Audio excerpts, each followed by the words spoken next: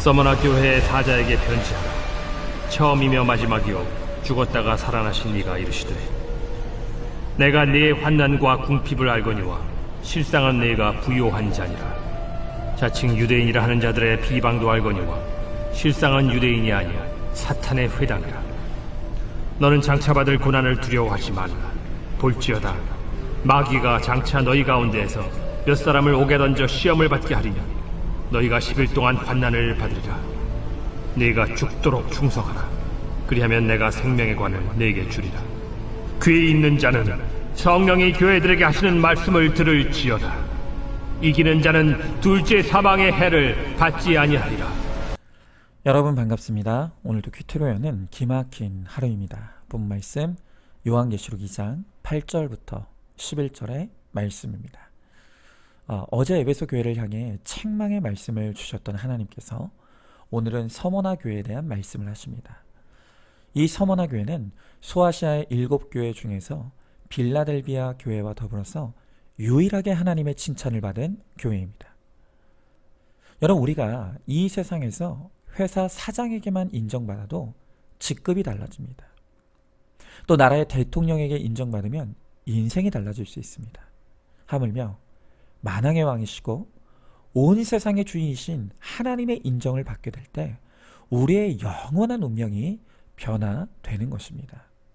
자, 그러면 어떻게 서머나 교회는 하나님의 칭찬을 받게 된 것입니까? 자, 먼저 첫 번째로 그들에게는 환난과 핍박이 있었습니다.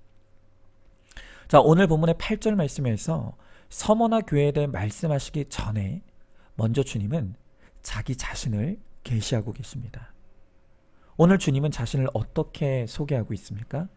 자, 먼저 주님은 당신이 처음이요 마지막이라 라고 하십니다.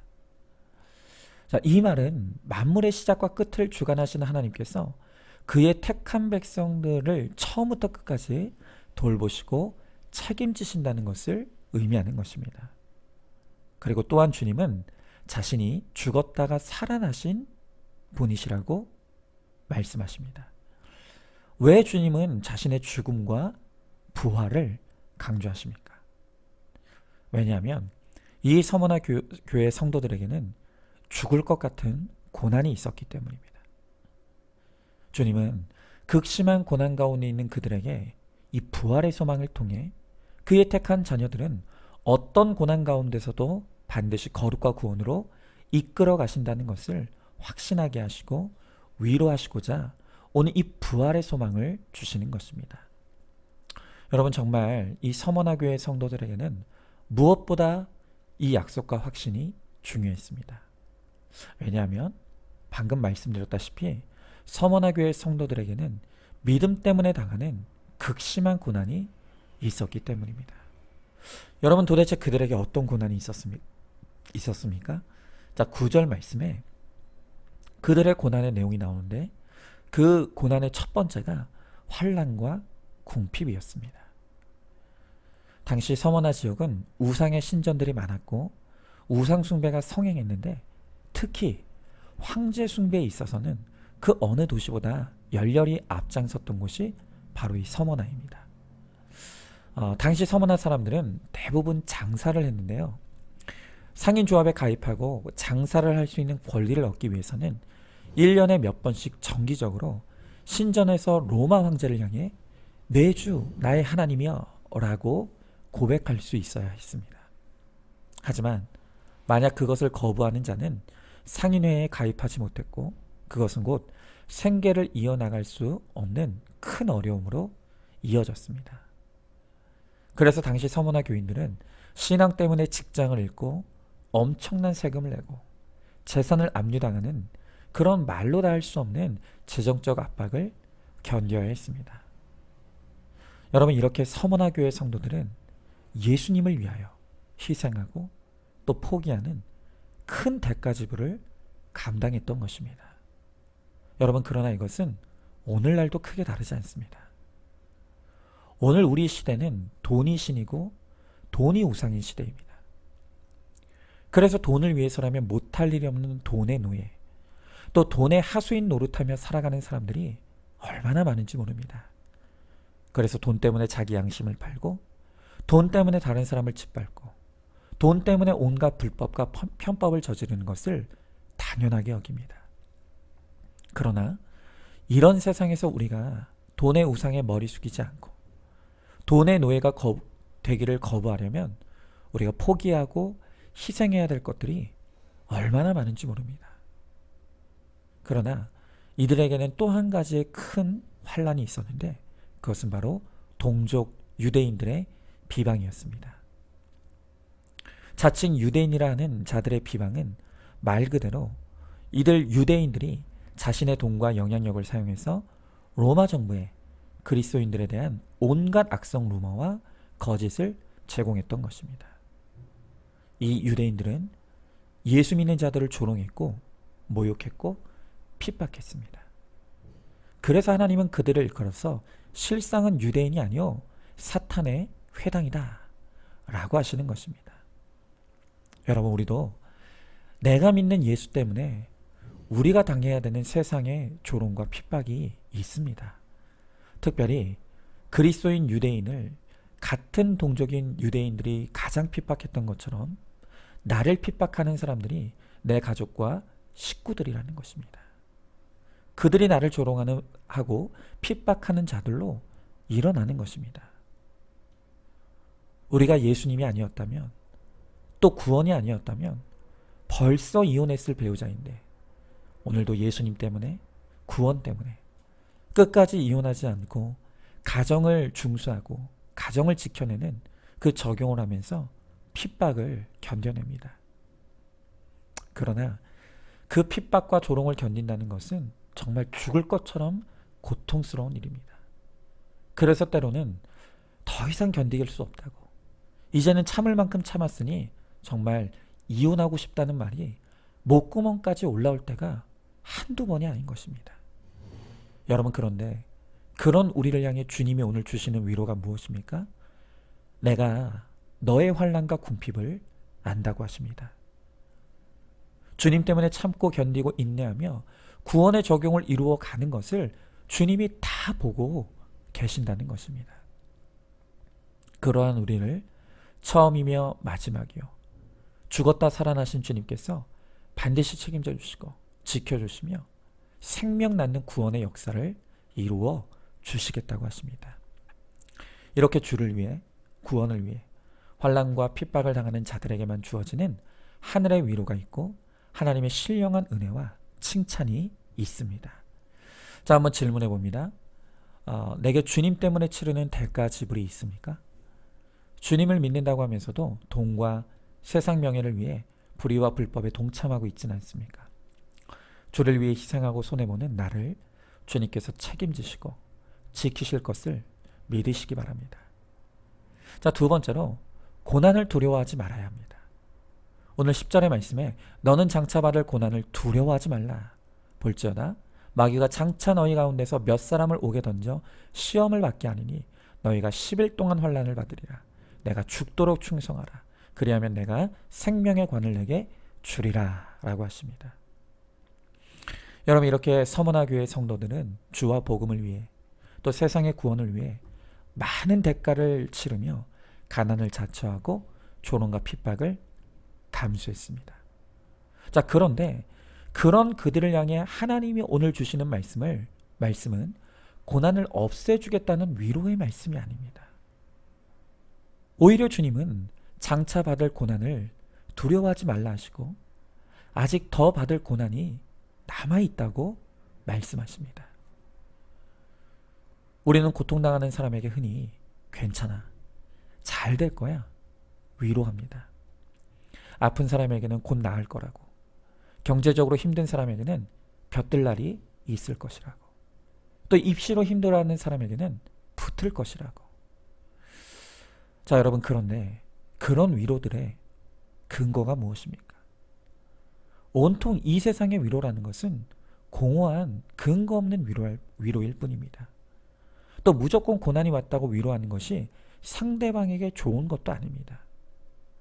오히려 고난당하는 자들에게 우리가 해줘야 될 말, 성도만이 할 수 있는 말은 고난을 준비시켜주는 것이고 고난의 의미를 해석해주는 것입니다. 고난은 반드시 있어야 될 일이라고. 고난 가운데 하나님께서 당신을 부르고 계시고 구원을 주시길 원하신다고.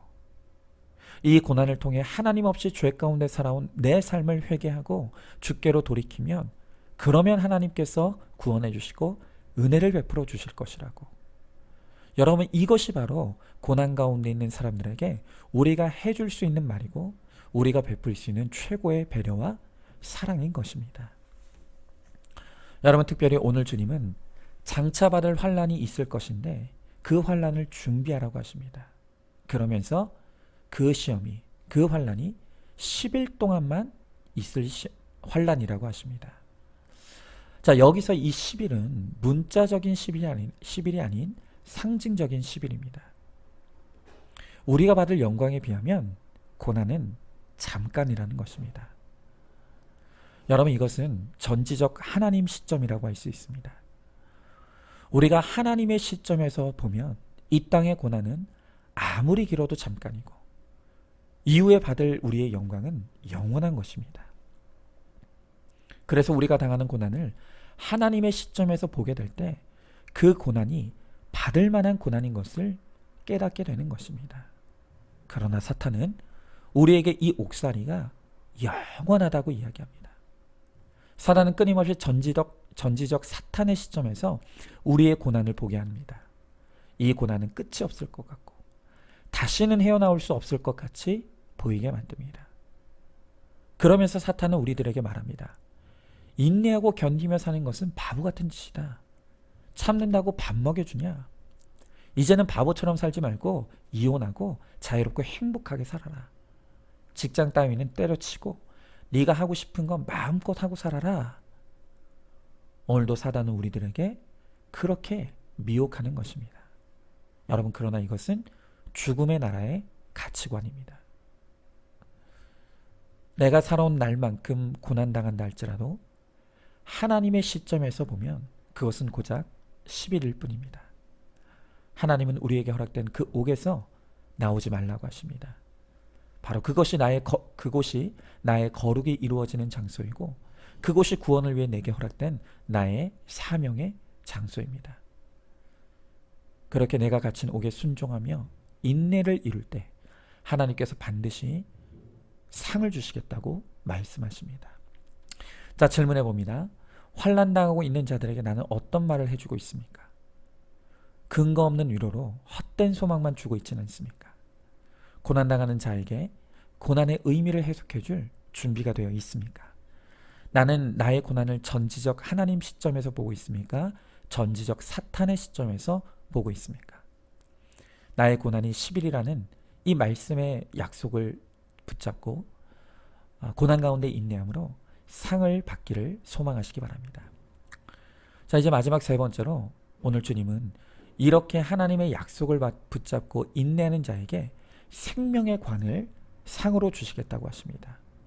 다시 10절 하반절에 보니까 내가 죽도록 충성하라. 그리하면 내가 생명의 관을 내게 주리라 라고 말씀하십니다. 오늘 주님은 우리가 구원을 위해 고난을 받되 죽도록 충성하라고 하십니다. 다시 말하면 우리의 죽어짐이 생명을 이루는 첩경이라는 것입니다. 예수님은 요한복음 12장 24절에서 내가 진실로 진실로 너희에게 이르노니 한 알의 밀이 땅에 떨어져 죽지 아니하면 한 알 그대로 있고 죽으면 많은 열매를 맺느니라 라고 하십니다. 그렇습니다. 하나님 나라의 원리는 죽어야 사는 것이 생명의 원리입니다. 마찬가지로 가정의 구원을 위해 고난당하되 죽어지는 자리까지 가야 합니다. 저는 제 가정에서 자녀들에게 끊임없이 고발당하는 것이 있습니다. 그것이 바로 욱하는 것과 버럭하는 것입니다. 저는 가정에서 좀처럼 욱하는 것과 버럭하는 것이 죽어지질 않습니다. 저도 여전히 완전한 믿음으로 처리되지 못했기에 밖에서 받았던 스트레스가 가정에서 터져 나올 때가 한두 번이 아닙니다. 그래서 밖에서는 그렇게 착한 척 하다가 가정에서는 함부로 욱과 버럭을 하는 저의 이중성을 제 자녀들이 끝없이 고발해 줍니다. 그런 저를 향해 오늘 주님은 죽도록 충성하라고 합니다.